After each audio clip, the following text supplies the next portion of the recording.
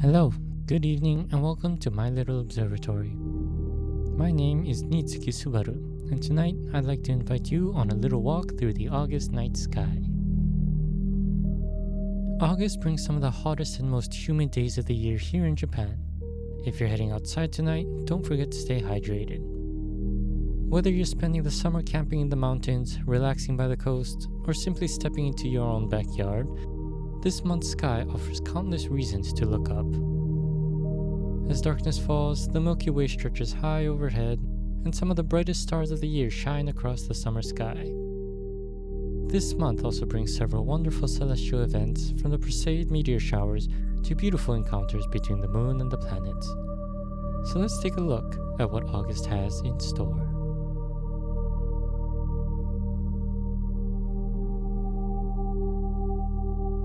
Here we are looking at the night sky of August 15th around 9 p.m. Overhead, the Milky Way arches brightly across the sky, stretching from the northeastern horizon towards the south. High above us sits the Summer Triangle, one of the sky marks for navigating the summer sky.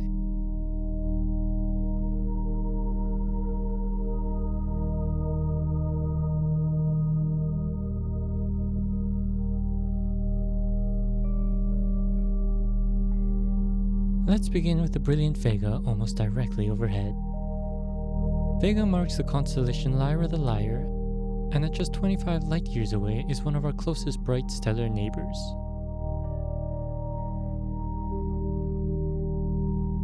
Here in Japan, however, Vega is perhaps better known as Orihime, the weaver princess from the Tanabata legend. From Vega, follow the Milky Way southward to Altair in the constellation of Aquila the Eagle. In Greek mythology, Aquila is often said to be the eagle of Zeus, though exactly which tale it belongs to varies from one version to another. In Japan, Altair takes on a very different role, becoming Hikoboshi, the cowherd, forever separated from Orihime by the celestial river of the Milky Way.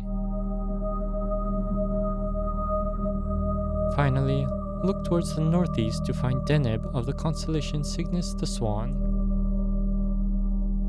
If you have a small telescope, be sure to seek out Alberio, the star at the swan's beak. Though it appears to be a single star to the naked eye, a telescope reveals one of the most beautiful double stars in the night sky, with one star shining golden and the other a vivid blue. Together, Vega, Altair, and Deneb form the Summer Triangle, a familiar guide for generations of stargazers, and one of the defining sights of the summer sky.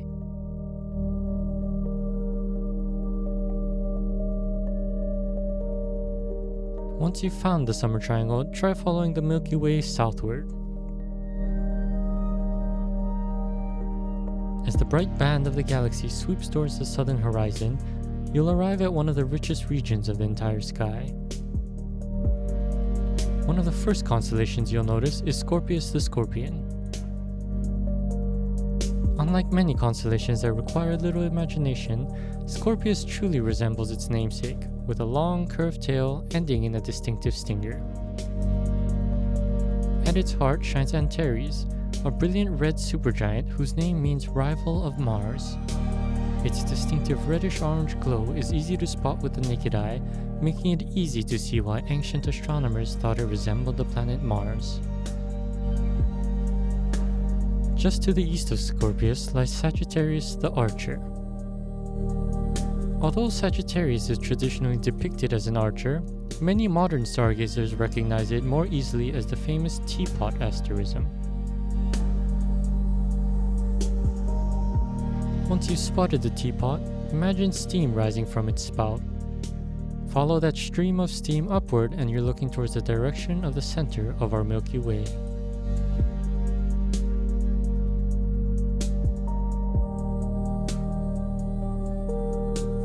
With a telescope or even a decent pair of binoculars, this region comes alive with countless stars, glowing nebulae, and distant star clusters.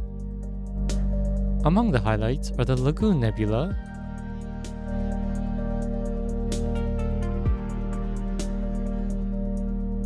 and the Swan Nebula. Vast clouds of gas and dust where new generations of stars are still being born.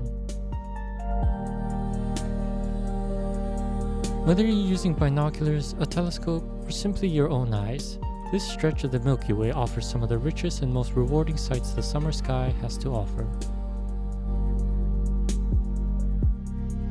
While the constellations provide a familiar backdrop throughout the month, August also brings a number of special celestial events that unfold over the coming weeks.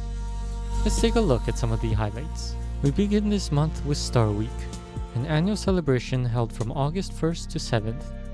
Established in 1995, Star Week encourages people of all ages to spend a little time under the night sky and reconnect with the stars. Across much of Japan, early August marks the end of the rainy season. With clearer, more stable weather, it's one of the best times of the year to step outside and enjoy the night sky. During Star Week, observatories, science museums, astronomy clubs, and local organizations host public observing sessions and other astronomy events throughout Japan. If there's one taking place near you, it's a wonderful opportunity to experience the night sky with others. If you're willing to wake up a little early during Star Week, the morning of August 2nd offers one of the month's first celestial treats. If you joined me last month, you may remember that Mercury was gradually pulling away from the sun in the morning sky. Mercury is famously difficult to observe, rarely straying far from the sun's glare. But this morning offers one of the year's best opportunities to spot our solar system's innermost planet.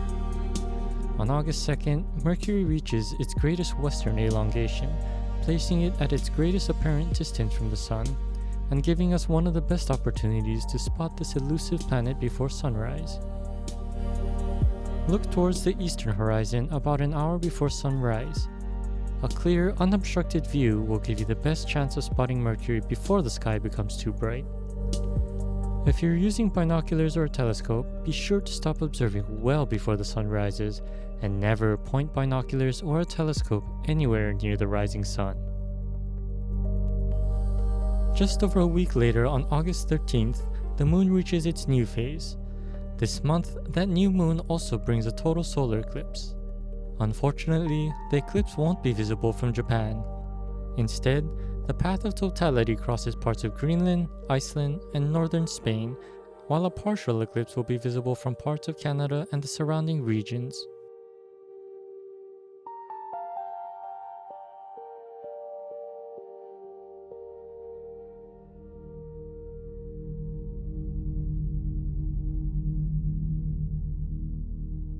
Although we won't be able to witness it here, it's always exciting to remember that somewhere on Earth, people will be standing beneath the moon's shadow as it races across the planet.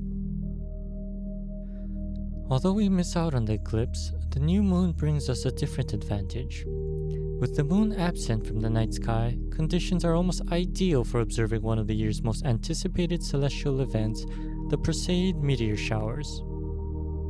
The Perseids occur as Earth passes through a stream of dust left behind by Comet Swift-Tuttle. Every meteor you see begins as a tiny piece of that comet, often no larger than a grain of sand. As these particles plunge into Earth's atmosphere at tremendous speeds, they create the brilliant streaks of light we call meteor showers. Here in Japan, the shower is expected to peak around the morning of August 13th. Fortunately, because the peak is broad rather than instantaneous, the nights of both August 12th and 13th should provide excellent viewing. With little moonlight to interfere, dark skies should allow many faint meteors to become visible alongside the brighter fireballs for which the Perseids are famous.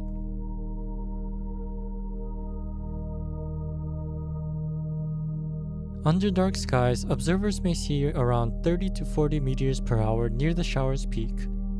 You may begin seeing meteors from around 9 p.m., but activity gradually increases as the night goes on. The hours before dawn usually offer the greatest number of meteors as the side of Earth you're standing on rotates into the direction of our planet's motion through space. Although the meteors appear to radiate from the constellation Perseus, they can streak across almost any part of the sky. Rather than focusing on Perseus itself, try relaxing and taking in as much of the sky as possible. No telescope is necessary. In fact, your eyes are the best observing instrument for meteor showers. Give yourself at least 20 minutes to adapt to the darkness, avoid looking at bright screens, and bring a blanket or reclining chair so you can comfortably enjoy the show. Meteor showers are often a lesson in patience. There may be several quiet minutes between meteors, only to be followed by a sudden burst of activity.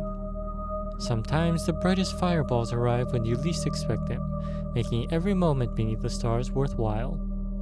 So find a comfortable place, look up, and simply enjoy the show. On August 15th, Venus reaches its greatest eastern elongation, placing it at its greatest apparent distance from the Sun in the evening sky. Shining brilliantly after sunset, Venus will be impossible to miss low in the western sky. Even before the sky becomes completely dark, it will outshine every star in the evening sky and remain the brightest object after the moon.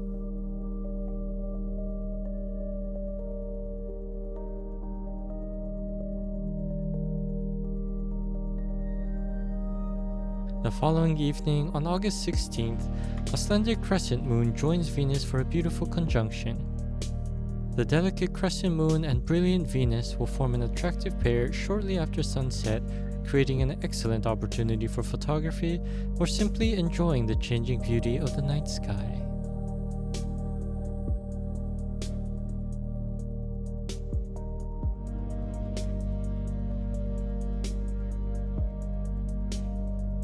If you're still watching the skies over the following nights, there's another lesser known meteor shower you can keep an eye out for. On the night of August 17th, the Kappa Cygnid meteor shower reaches its peak.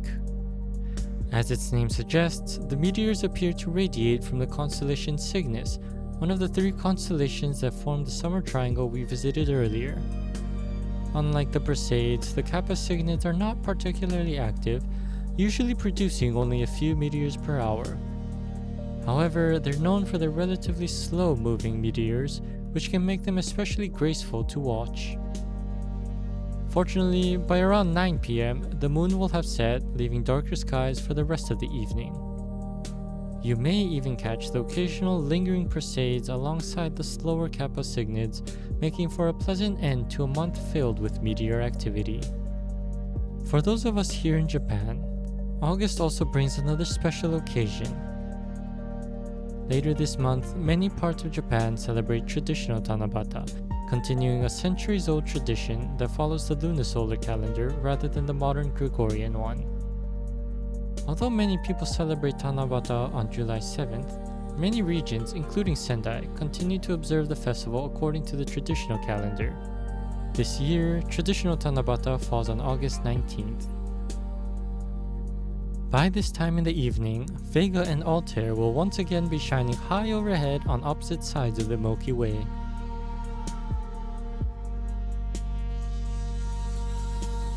Earlier, we met them as 2 of the stars that form the summer triangle. Here in Japan, they are also known as Orihime and Hikoboshi, who, according to legend, are allowed to cross the celestial river and meet just once a year. This year, the moon will just be a couple of days before first quota, leaving a graceful waxing crescent in the evening sky. If the weather is kind, I hope you'll take a moment to look up and enjoy the same Tanabata sky that has inspired people for generations. Whether you enjoy the story as folklore or simply appreciate these bright summer stars, traditional Tanabata is a wonderful reminder that astronomy and culture have been intertwined for centuries.